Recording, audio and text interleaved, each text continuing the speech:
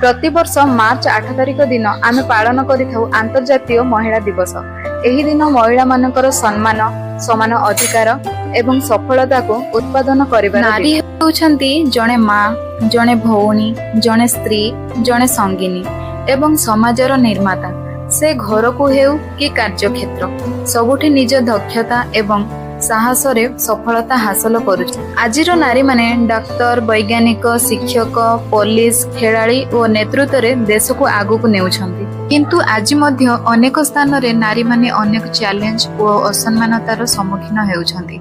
सेथिपई आम समस्तଙ୍କର कर्तव्य हेउछि नारी माननकु सम्मान देब। महिला दिवसर आरंभ 1900 मसीहारु होइथिला, जेतेबेले महिला माने सेमानकर भोट देबा अधिकार एवं कार्यक्षेत्र रे सम्मानता पाई स्वर उत्तोलन करथिले।